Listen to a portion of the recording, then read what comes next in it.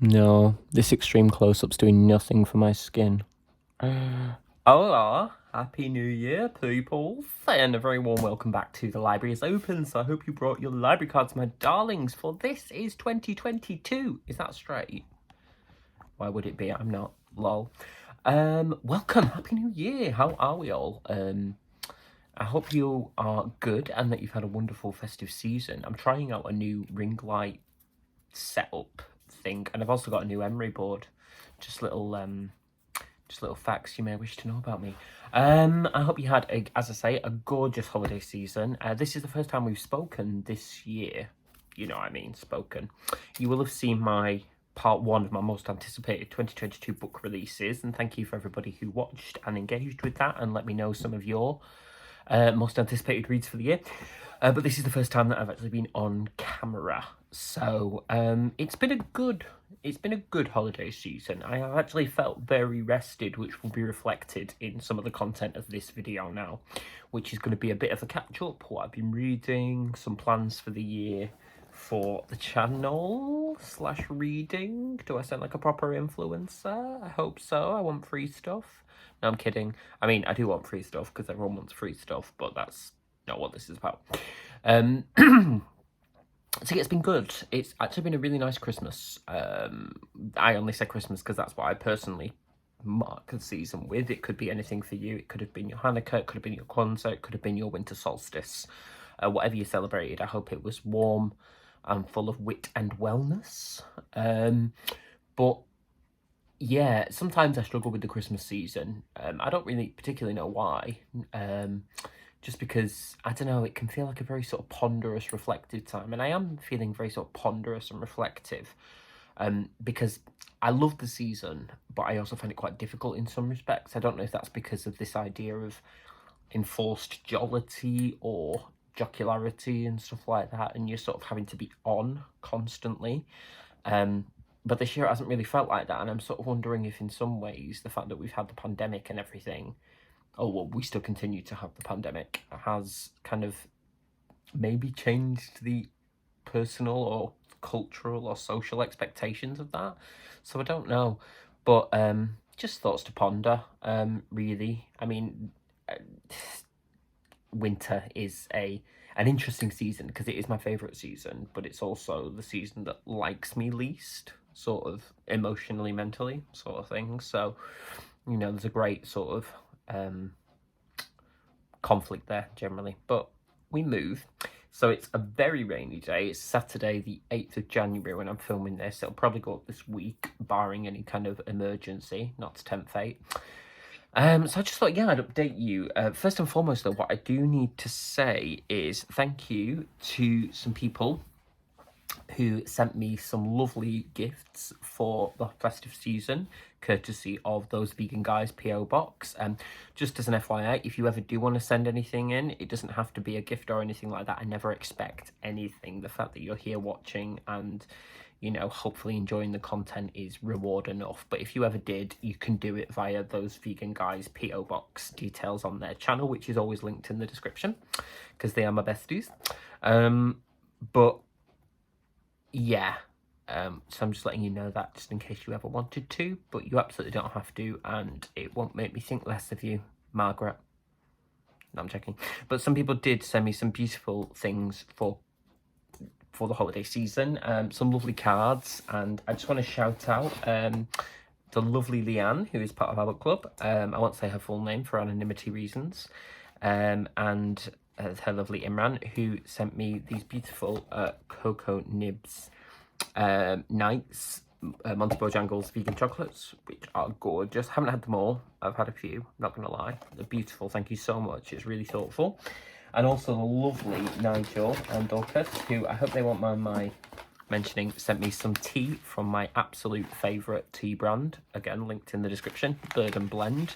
And they sent me a selection of teas, including dark chili chocolate chai, pink grapefruit, good karma, and pineapple mint. I'm really into mint at the moment.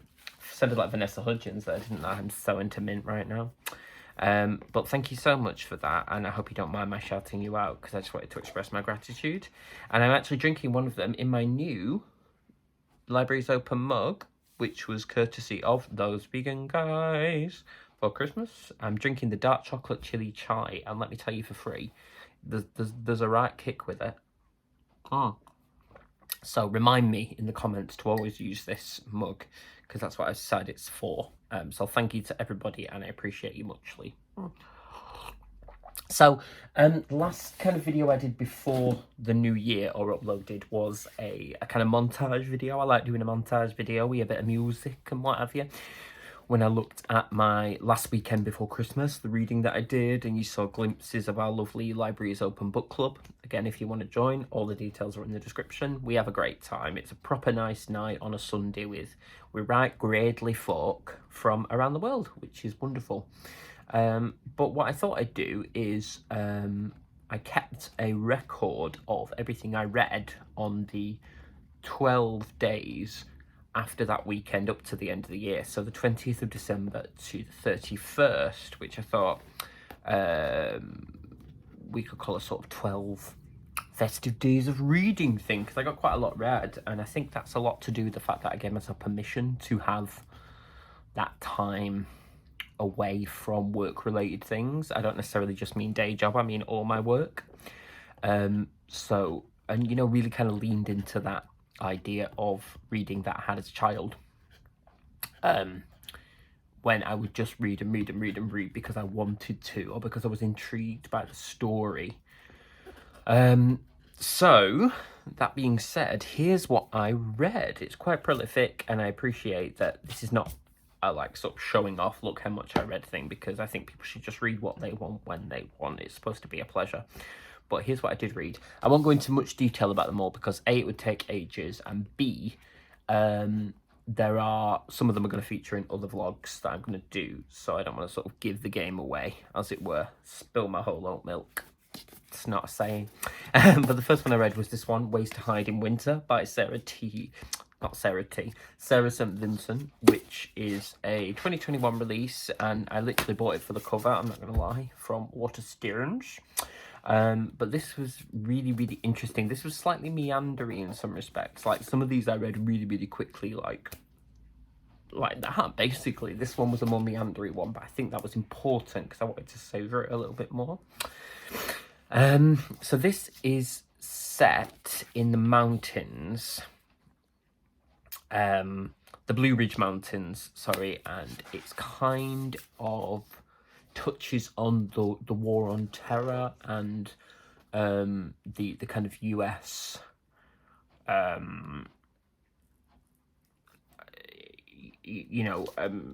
approach to conflict, as it were, and the sort of culture that's around that. I don't say US because I think that any other country that better, or you know, sort of less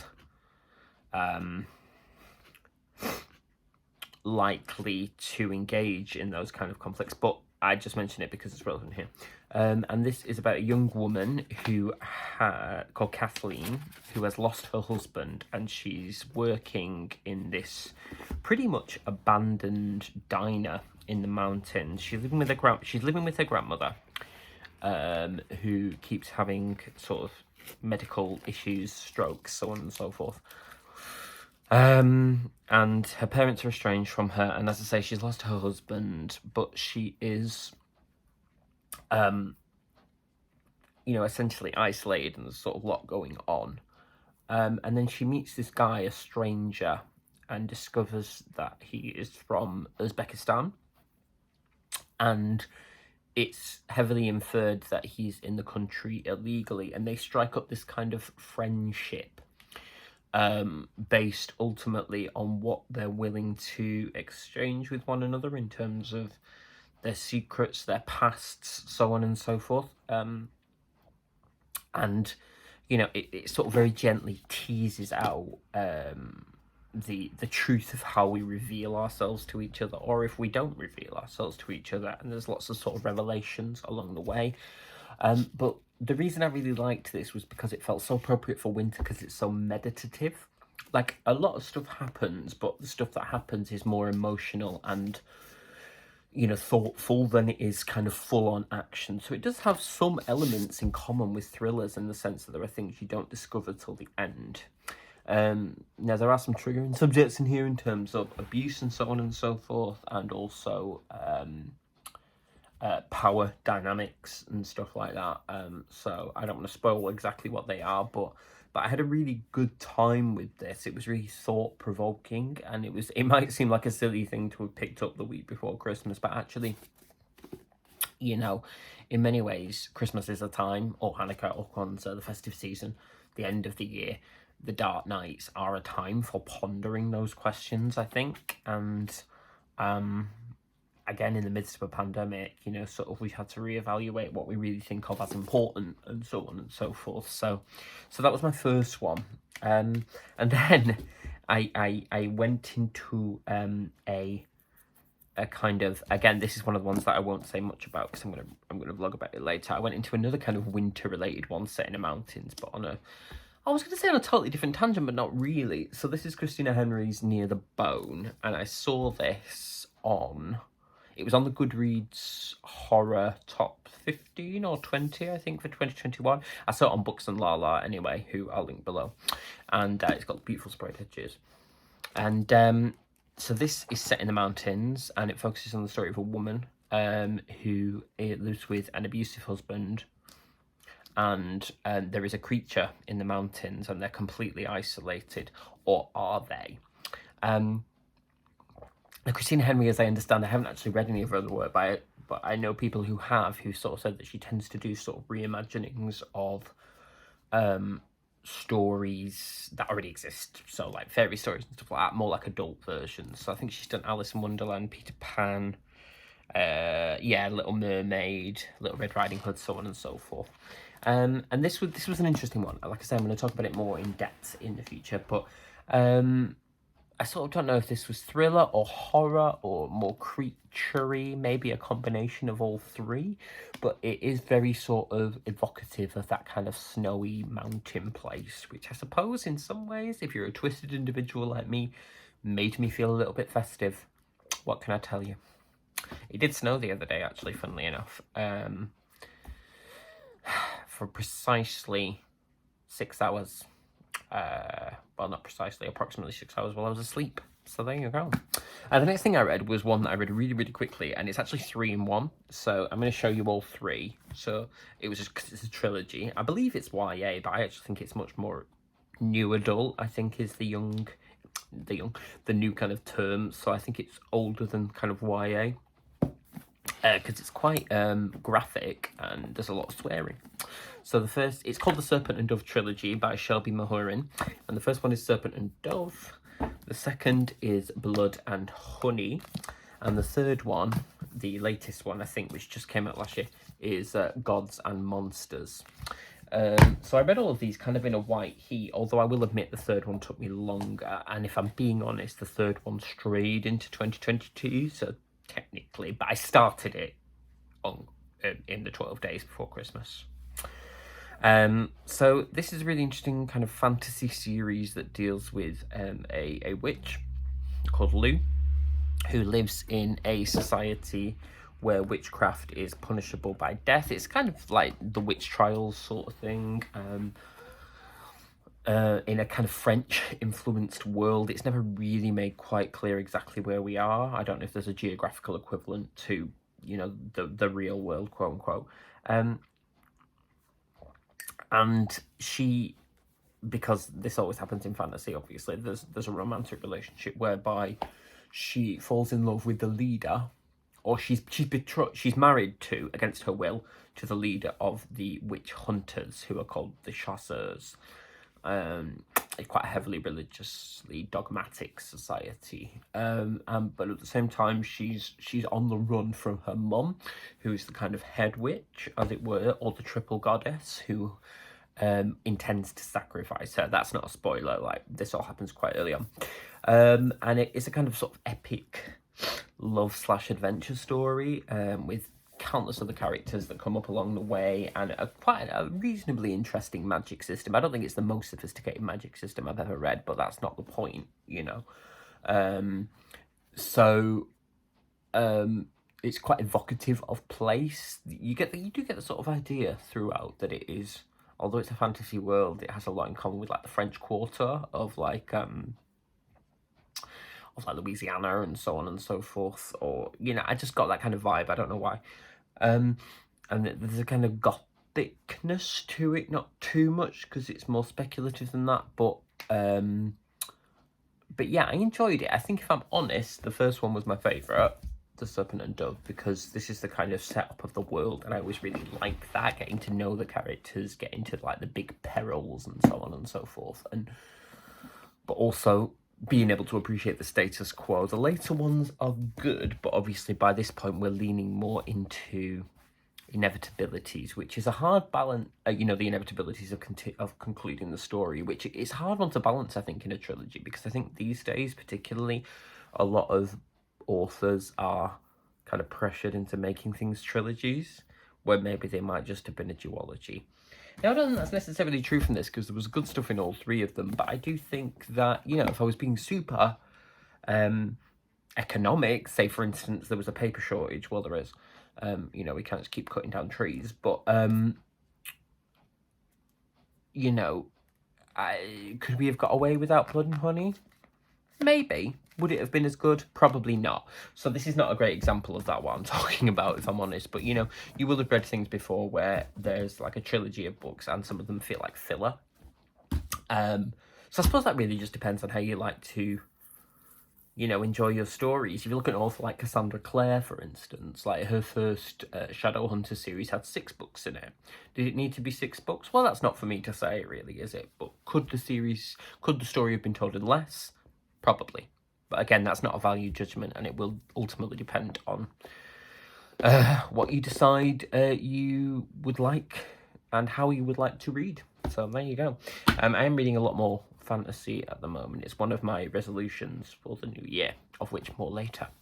I also read this absolutely adorable book, which I saw on, I can't even remember, I saw it on someone's Booktube, and I just thought it looked really, really exciting, because it is set around a bookshop, obviously, so I'm well in there, and I didn't realise at the time that it was YA, but it is YA, but that's fine. This is by Laura Silverman. It's called Recommended for You, and it's about a Jewish teenager called Shoshana, who has 2 mums, which is great. There's some great rep in here, and she works in a bookshop, and she's trying to save up, basically, for a replacement part for her car. She's got to get a car done, basically. And then this new guy starts working at work, he's sort of quite rude to her to begin with, and his name is Jake. And then their boss basically starts this competition whereby the person who gets the most sales gets a bonus. So they're kind of in competition with each other. It's a kind of enemies to lovers kind of tropey thing, but some really, really nice character stuff. I mean, it's quite basic in many ways, but that's fine because that's what it's supposed to be. And as I said, there's some great representation, some lovely stuff about bookshops and the love of books and literature and so on and so forth. And it's just a really pleasant read that you could probably get through in a day. And, you know, just some interesting and witty reflections along the way as well. And I'm not a big fan of romance per se, so if I'm going to read romance, it's going to have a hook. And the hook for me was this, the fact that it was set in a bookstore. And I really, really enjoyed that. So there we go. And the final one I read was a more, again, I'm not going to say much about this because it's coming up in a thriller video that I'm going to do. I know some of you will be pleased about that. This is called Bathhouse, which I think I've hauled before, but ages ago, by PJ Vernon. And this I really enjoyed. It's LGBTQ IA. And it is about a character called Oliver, who's a recovering addict. And he is, his partner is a doctor called Nathan Klein. And they live together, and at the start of the book, Oliver is kind of a little bit restless with their setup and how they've been, you know, how their relationship's been going. It feels a bit controlling or something like that. So he decides to go to a bathhouse. He downloads this app called Meat Locker, which is essentially Grindr, let's face facts, and arranges to meet someone in a bathhouse. Unfortunately, the person in the bathhouse tries to kill him. This is not spoilers, by the way. This is all in chapter 1.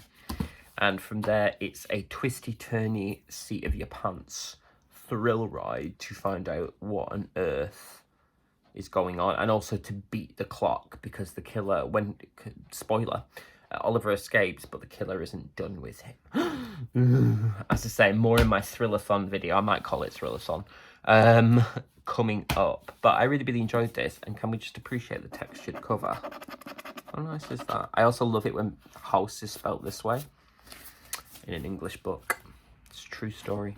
So they were my 12, though there's not 12 of them, but they were my 12 days of Christmas. Totally did the wrong tune there. That's what I read on the 12 days up to the new year. So there we go. What have you been reading over the Christmas period, if at all? Let me know in the comments. Okay, to kind of wrap up while I finish my chili chai. A couple of things about the new year with the libraries open. So I bought this. It's a reading journal, and my plan is to make a note of every book I read over the course of 2022. Be they audio, be they, you know, Kindle or e-reader or physical books, so that because I noticed a lot of Booktube channels have been doing kind of best books of 2021, or, you know, my favourite reads or my least favourite reads of the year and stuff like that, and I thought I would really like to do that, but I couldn't remember what I'd read exactly. So, you know, anyway, my so that's one of my little resolutions, if you will. My other resolutions are to read more fantasy series. I'm really kind of into, I don't know if it was just Serpent and Dove that did it, but or just watching a lot of booktubers, a lot of kind of popular booktubers deal in fantasy and speculative fiction. So I'm going to try and read a little bit more of that, I think. And my third one is going to be ruthless with my book collection. So I'm trying to move this year at some stage, and hopefully sooner rather than later. So I need to downsize on my book collection. So what I'm going to do is Marie Kondo it. Other forms of, you know, self-regulation are available. And I am going to do my absolute best to slim down my book collection, so it's just things that still bring me joy and not things that I'm just keeping for the sake of it. I'll keep all my stuff for work because I need it, but I want to make sure that everything that's on my shelf is movable and storable, but also is there for a reason, you know, that just makes sense to me. So there's my 3 little resolutions, but I don't want to call them resolutions because it's a bit old hat in it. What would be the book equivalent of old hat? Dusty paperback. There you go. So yeah, this has been lovely to catch up with you. I hope you've stayed the course. If you haven't, I tried to not to make them too long, these videos, although I do like long videos, so, you know, it's a constant state of upset. But thank you for joining me. Do let me know in the comments how you're feeling, how the holiday season treated you, what you've been reading, what you're going to be reading, if you've got any bookish resolutions, or any resolutions, in fact. We're all friends here. But for now, put your library card somewhere safe. Go and put the kettle on because it's proper cold outside. It's always cold outside, no matter what time of the day you're watching this. And until the next time, look after yourselves and look after each other and look after the world. But most importantly, keep sniffing those books. Much love to you all. Mwah.